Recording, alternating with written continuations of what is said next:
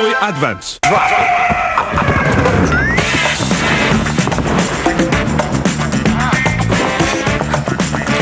Miracle.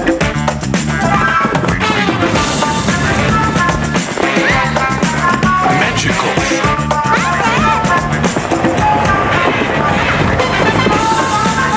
SONICAL. Sonic is a superstar. Sonic Advance. The year is 2001. Sonic is about to make his grand debut on a Nintendo console for the first time with Sonic Advance, a 2D platformer developed by Sonic Team and Dimps that returns Sonic back to his 2D roots after spending some time in 3D.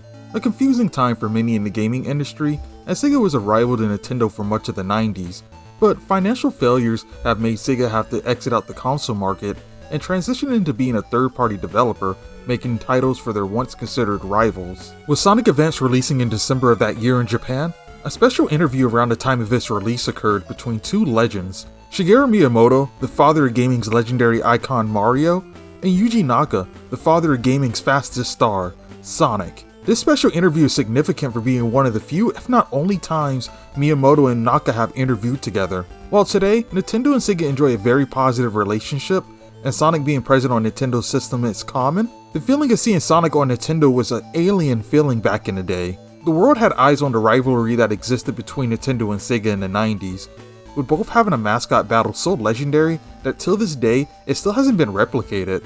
But now all eyes were on the two creators showing mutual respect as their respective companies entered a partnership.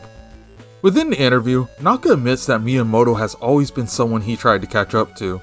And while Sega had the mentality of we need to beat Nintendo, Naka held a very different stance. To him, it wasn't necessarily about beating Nintendo, but rather being able to stand shoulder to shoulder with them. Something that I think speaks to Naka's character, as Miyamoto highlights, is that despite the first Sonic game looking a bit rough around the edges, Miyamoto could still tell it was made by people who understood what the joy of games were all about. This is reminiscent to Miyamoto's words about Sonic in a 1995 interview with Edge magazine, where he mentioned the energy Sonic has as a character makes him stand out amongst Mario's imitators. In a 2002 interview with G4, you can even see how much Shigeru Miyamoto's words mean to Yuji Naka. Well, Miyamoto in various media interviews has said he likes my work, and I'm very happy to hear that. In the world of games, he is almost a god, so when someone like that praises a game I worked on, I'm really happy to hear that. It feels significant hearing this praise from Miyamoto, because as a personal fan of Yuji Naka's works, I always felt that he really understood what video games were meant to embody. While not all of Naka's non-Sonic works are hits, I do think there are some titles like 1996 Nights into Dreams and 2015's Rhodia the Sky Soldier that really captures what Miyamoto means about capturing the joy of games. Those are whimsical games where the simplicity of their mechanics makes for fun games to play and master at higher skill ceilings. I think Miyamoto would even agree with me on Nights, given that he did ask Yuji Naka a few years ago prior to this interview if Nights into Dreams 2 was in the making. The interview would later dive into the way the development process differed between their respective companies. Naka explained that at Sega, they would only spend a few weeks on quality adjustments before shipping out a game. This contrasted what Miyamoto said about Nintendo, as their line of thinking was more in tune with Namco's, where a lot of time would be put into brushing up the quality of the game to make sure it's ready before release. As the two share laughs and go back and forth about different things, some stuff that stood out was how Naka was keen on pointing out how important it is for a company to understand what makes them appeal to their users. For him, he says Sega would always tell them that they had to steal Nintendo's user base, but in the end, Naka never felt that managed to happen. Despite this comment being from him back in 2001, I find it to be an interesting piece to look at from a modern lens, as I think it still holds some weight today.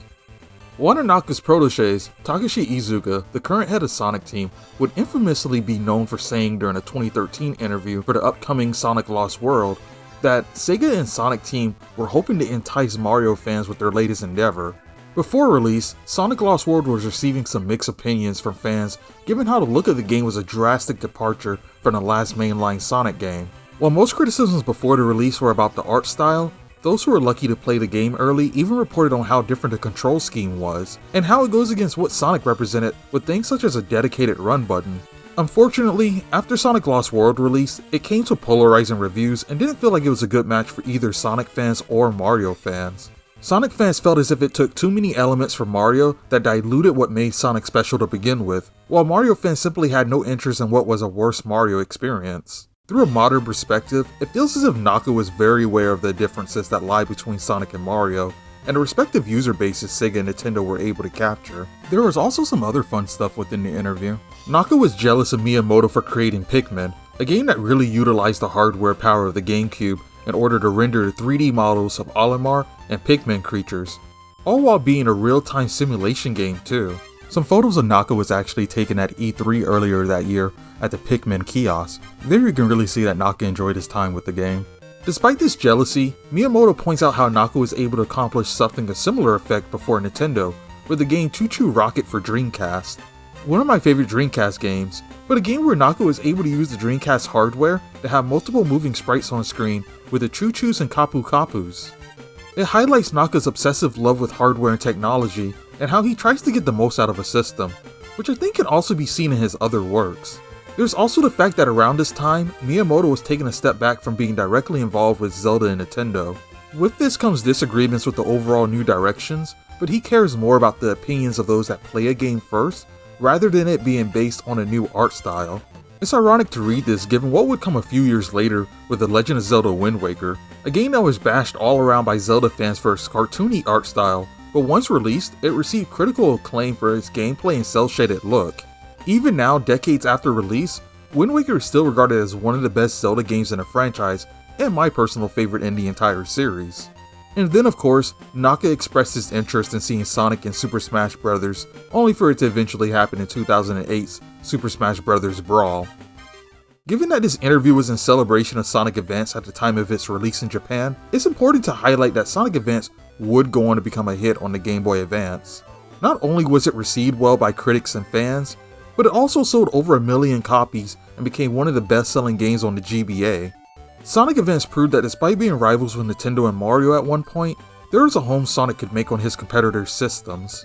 The success of Sonic Advance would usher in other Sonic games to appear on Nintendo platforms, including Sonic Adventure and Sonic Adventure 2, along with ushering in 2 direct sequels on the GBA, with Sonic Advance 2 and Sonic Advance 3 that were equally successful. If Sonic appearing on Nintendo's consoles was huge, the next big thing to occur would be in 2007, when Mario and Sonic finally had their first video game crossover, with Mario and Sonic at the Olympic Games. I think the occurrence of this crossover series happening is a testament to the legacy Sonic Advance managed to leave behind by being so successful. Actually, funny piece of trivia, but did you know Mario and Sonic actually crossed over before in 2002?